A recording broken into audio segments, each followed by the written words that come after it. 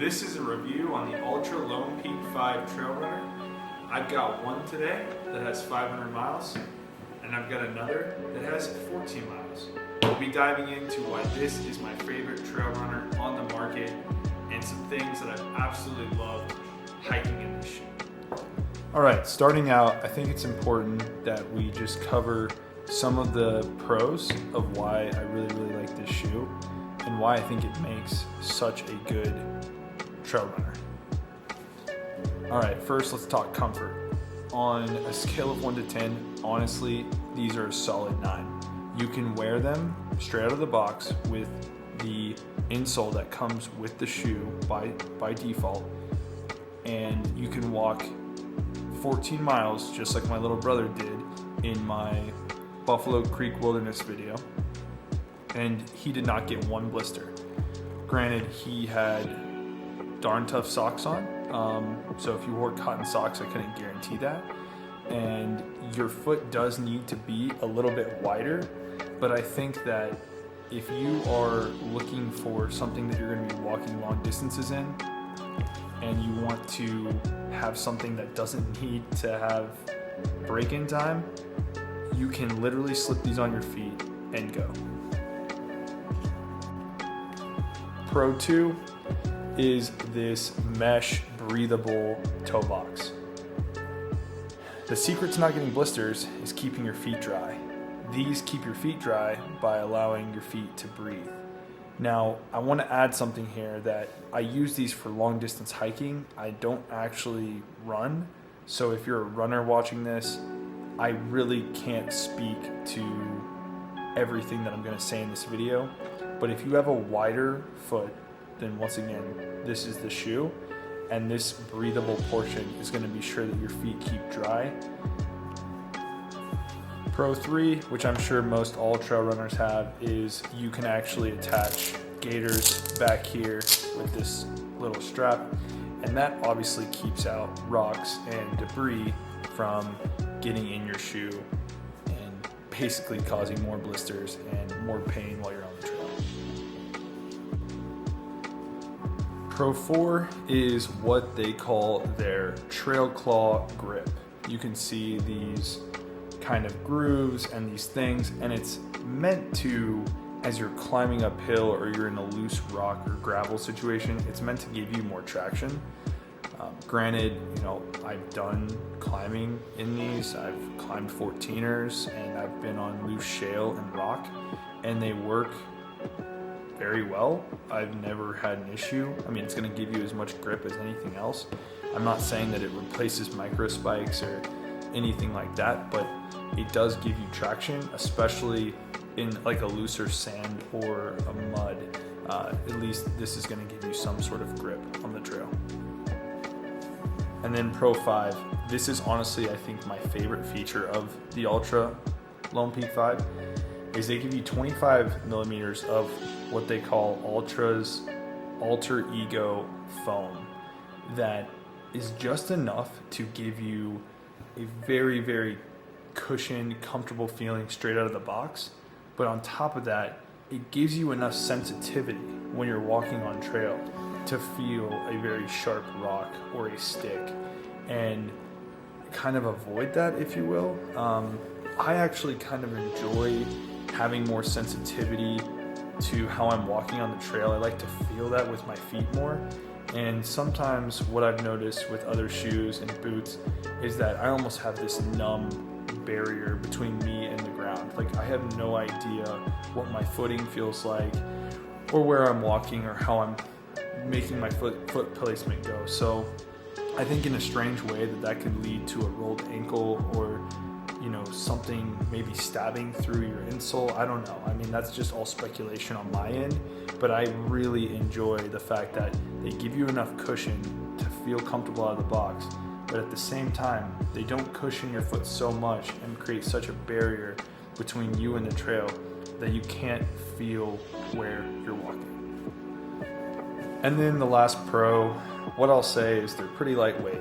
They come in at 21 ounces for a size 9.5, which my little brother's shoe here is a 10.5. But when you're wearing them on your feet, it basically feels like you're just wearing a glove around your foot. It fits great, it breathes.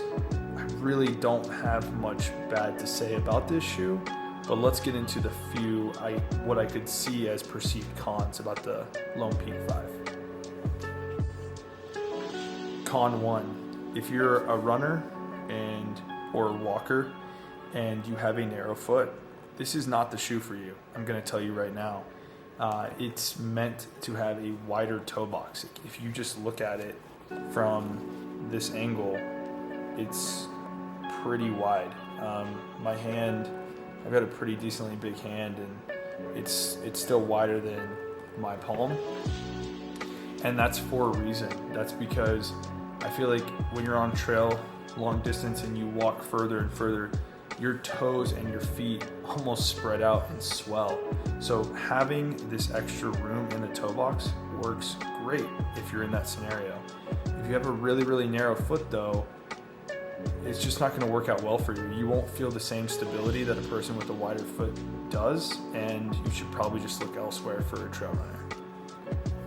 Con 2 is I could see people complaining about there not being enough foam or padding between you and the ground.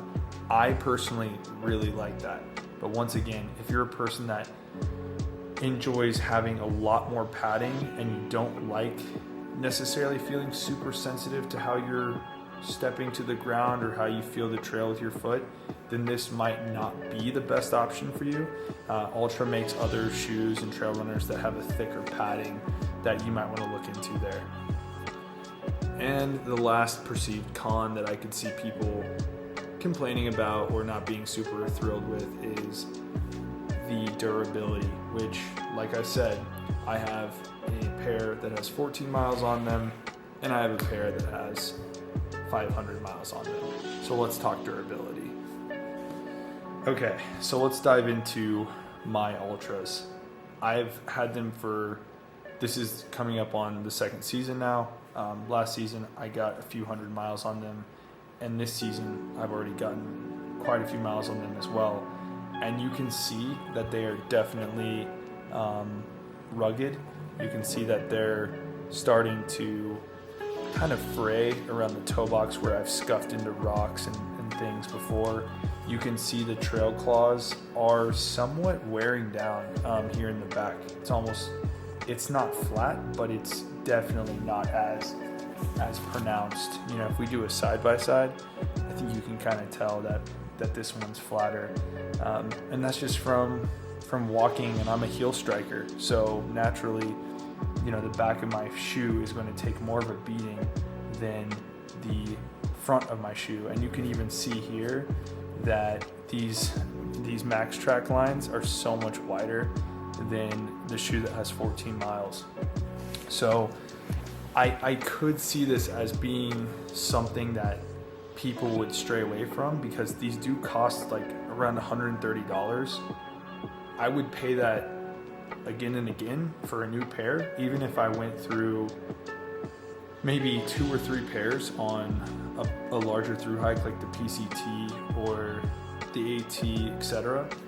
To me, it's worth it. Everything this shoe delivers definitely outweighs the cons, and while it's probably not the most durable shoe on the market, it's also held up pretty reasonably well. Like, all I can really complain about after 500 miles is that some of these, you know, rubber slits are slowly widening, and some of the places where I heel strike have slowly gotten more run down. But overall, the shoe is still in great condition. It's not splitting anywhere. The seams are holding up nicely. It's still super comfortable when I wear it. Nothing's ripping in the toe box. The laces are still completely intact. So, I mean, you could argue both ways. I feel like you could argue that this shoe's pretty dang durable if you're a recreational backpacker and you don't even plan on doing 300 miles in a season. You could make these last multiple seasons, and you'd only pay $130 for a comfortable, really nice shoe. So unless you're a really avid backpacker or you're an aspiring thru hiker, the durability should be fine for you. And ultimately, to wrap up this review, I think this is a great shoe, especially for the cost, and I wouldn't even consider shopping for anything else unless they completely change the model. And for me, by changing the model, I would mean that they would have to narrow this toe box, because that is by far my favorite feature about this shoe. So I hope you all enjoyed this review. I tried to make it condensed and thorough, but not just a rambling rant.